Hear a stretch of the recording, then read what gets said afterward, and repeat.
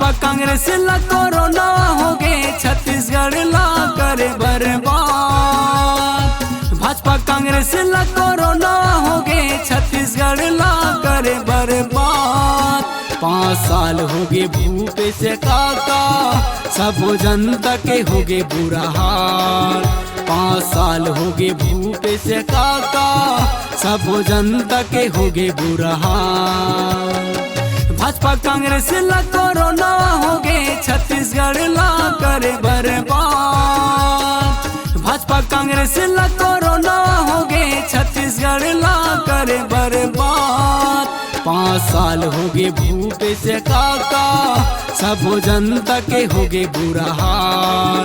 5 साल हो गए भूपेश काका सब जनता के हो गए बुरा हाल। ये भूपेश काका गरीब बन के पेंशन खाबे अब विदेश में जाके राज करबे। वाह वाह वाह भूपेश काका अब तो नहीं चला मनमानी। लबड़ा सरकार भगाबो और हमार सरकार लाबो जोगी के जानदार जोगी के निशान हल चलाता किसान। अमित जोगी ला मुख्यमंत्री बनाना है और छत्तीसगढ़ के विकास कराना है। हाँ पढ़े लिखे बेरोजगार मन ला कर दीजिएगा बर्बाद। नौकरी लगाऊं कई के कांग्रेस करे है झूठा बात। क्या बात भूपेश काका 5 साल पूरा लूटता रहता है। हाँ गरीब के हक के पेंशन खा के विदेश में करत हवरा। जय हो छत्तीसगढ़ वासी मन सुन लो हमरो बात। हंसदेव जंगल ला बेच खाई थी सब जनता के होगे बुरा हाल।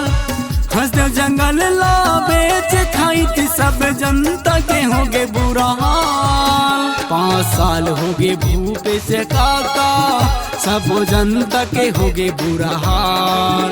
5 साल हो गए भूपेश काका सब जनता के हो गए बुरा हाल।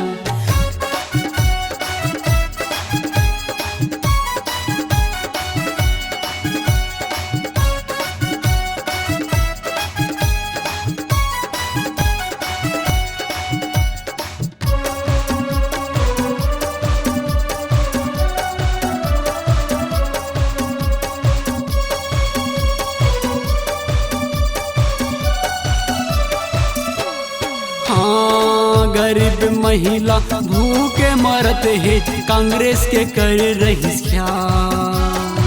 अब कैथे सब जनता मन लाबो जोगी सरकार। कांग्रेस सरकार भगाना है और जोगी सरकार लाना है। अमित जोगी ला मुख्यमंत्री बनाना है। गरीब महिला भूखे मरत है कांग्रेस के कर रही ख्याल। अब कैथे सब जनता मन लाबो जोगी सरकार।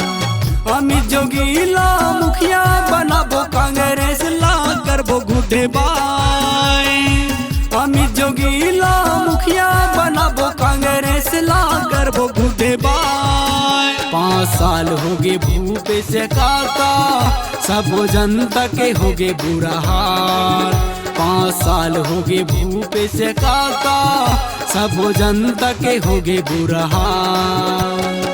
भाजपा कांग्रेस ला कोरोना हो गए छत्तीसगढ़ ला करे बर्बाद। भाजपा कांग्रेस ला कोरोना हो गए छत्तीसगढ़ ला करे बर्बाद। 5 साल हो गए भूपेश काका सब जनता के हो गए बुरा हाल। 5 साल हो गए भूपेश काका सब जनता के हो गए बुरा हाल। ये भूपेश काका गरीब बन के पेंशन सब खाबे जनता के और विदेश में जाके राज करबे।